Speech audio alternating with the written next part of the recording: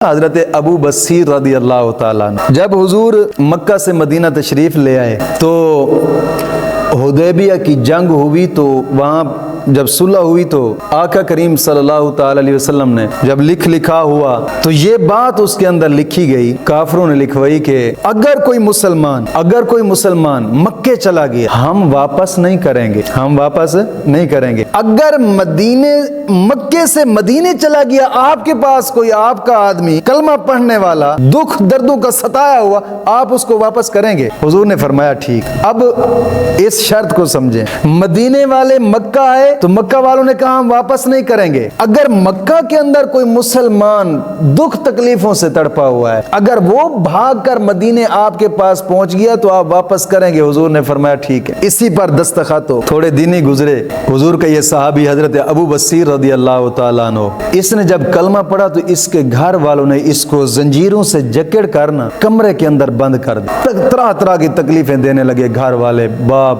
بھائی، مامے، چاچے، قید کر ڈالا ایک کمرے کے اندر، ایک کوٹھڑی کے اندر، ہاتھ پاؤں زنجیروں کے ساتھ جکڑے ہوئے۔ اس کو جیسے موقع ملا نا یہ وہاں اس جکڑی کال کوٹھڑی سے نکل کر مدینے کی طرف رخ کر لیا، اور تاریخوں والے لکھتے ہیں یہ مدینے کی جس گلی کے اندر بھی چلتا آیا نا اس کے ٹانگوں سے اور پاؤں سے اتنا خون تھا کہ گلیاں بتاتی تھی کہ حضرت ابو بصیر وہاں سے گزرے ہیں۔ وہ زنجیریں، ان زنجیروں سے جناب علی جو جکڑی ہوئی تھی، خون نکل رہا تھا، ننگے پاؤں چلے، حضور کی بارگاہ میں پہنچے اور آ کر عرض کرتے ہیں یا رسول اللہ میں بھاگ کر آ گیا ہوں۔ آپ یہ بات ہی چل رہی تھی کہ ادھر سے مکے والے بھی کافر ان کو لینے کے لیے آ گئے، یہی بات اس نے کہی تو پیچھے سے وہ پہنچ گئے۔ تو انہوں نے کہا کہ آپ کا ہمارے ساتھ وعدہ تھا جب مکے سے کوئی مسلمان بھاگ کر آپ کے پاس آئے گا تو آپ ہمیں واپس کر دیں گے، اگر مدینے سے کوئی بندہ مکے چلا گیا تو ہم واپس نہیں کریں گے، اس پر آپ کے دستخط تھے؟ حضور نے فرمایا جی ہاں۔ تو انہوں نے کہا کہ یہ پھر واپس کرے۔ حضرت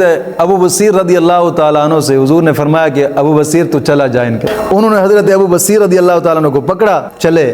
اب پیچھے کی طرف بھی دیکھتا ہے وہ عاشق اور آگے بھی قدم بڑھاتا ہے، جہاں تک حضور نظر آتے گئے پیچھے کے آنکھوں سے آنسو تھے کہ میں کتنا دکھ تکلیفوں سے بھاگ کر آیا ہوں۔ حضور نے واپس پیچھے موڑ دیا اور تھوڑا سا مدینے کی جناب علی حدود کی باہر نکلنے لگے نا تو کافروں نے کہا کہ دیکھا جس کا تو کلمہ پڑھتا تھا اور جس کی طرف تو نکل کر آئے اس نے تو تجھے رکھا بھی نہیں ہے، اس کو اگر تم پیارے ہوتے وہ تمہیں رکھ لیتا۔ حضور کا صحابی فرمانے لگا مجھے یہ باتیں نہ کرو، میرا تو یقین اور پختہ ہو گیا ہے کہ میرے محبوب وعدے کے پابند ہیں، انہوں نے جو وعدہ کیا تھا وہ پورا کرنا۔ تو جناب علی وہ پھر تانا مارنے لگے، دیکھیں آپ کو رکھنے لگے، آپ کو انہوں نے رکھا تو نہیں ہے۔ آپ نے نا گاڑ تھپڑ مارا منہ اور ایک کے ہاتھ میں تلوار تھی اور کھینچی، جیسے تلوار کھینچی نا ایک کو ماری اور دوسرا بھاگ گیا۔ آپ پھر دوبارہ مدینے کی طرف بھی نہ گئے۔ ایک العیس بستی تھی، ایک جنگل بیابان، وہاں اس جنگل کی طرف آپ چل پڑے۔ اب مکہ نہیں جاتے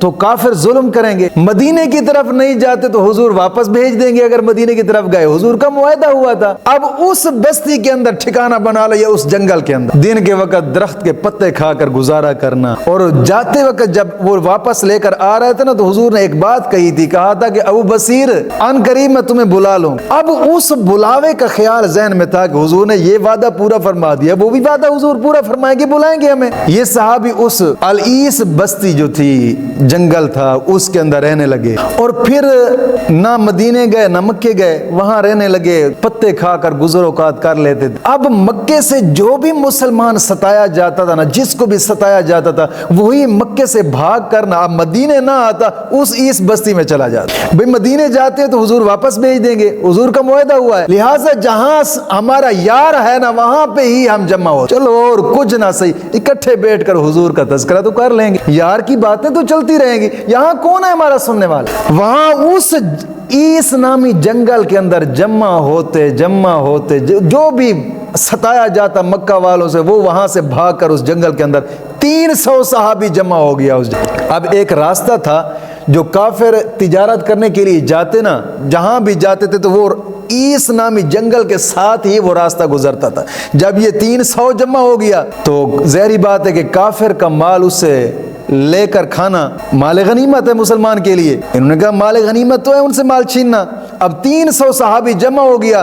جیسے کافروں کے جناب قافلے گزرتے نا وہاں سے روک لیتے, ان کو کوٹ مار کر جو سامان ہوتا لے لیتے. اچھی خاصی طبیعت سیٹ کرتے ان. کئی قافلے ایسے, اب کافر اتنے ڈر گئے کہ ڈر کے مارے وہ راستہ نہ لیتے, اور کوئی راستہ ہی نہیں تھا تجارت کو جانے کے لیے. وہ آخر تھک ہار تنگ ہو کر نا حضور کی بارگاہ میں گئے. جا کر کہتے ہیں یا رسول اللہ مہربانی فرماؤ وہ شک نا جو فیصلے میں ہوئی تھی وہ مٹا دو. حضور نے فرمایا اچھا. کہتے ہیں جی وہ شک مٹائی. اب وہ شک ظاہری بات ہے جو مٹائی گئی تھی. اب جو بھی مسلمان مکہ سے آتا یا کہیں سے آتا حضور کی بارگاہ میں آ سکتا تھا, وہ دوبارہ لینے کے لیے نہ آ سکتے تھے. کافروں نے کہا کہ حضور وہ شک مٹا دیں, کیونکہ اب تو بچے بھوکے مرتے ہیں, تجارت کے لیے نہیں جا سکتے, کوئی کام نہیں ہوتا, جو مال ہوتا ہے وہ بیٹھے ہیں وہاں پہ لے کر کھا جاتے ہیں, اوپر سے طبیعت بھی سیٹ کر دیتے ہیں ہماری, اب جا نہیں سکتے کہیں پہ. وہ گئے, انہوں نے وہ شک مٹوائی. حضور نے پھر 2 صحابی تھے ان کو بھیجا, تم جاؤ اس جنگل کے اندر, وہاں ہمارے یار ہیں حضرت ابو بصیر رضی اللہ تعالیٰ عنہ سے کہنا.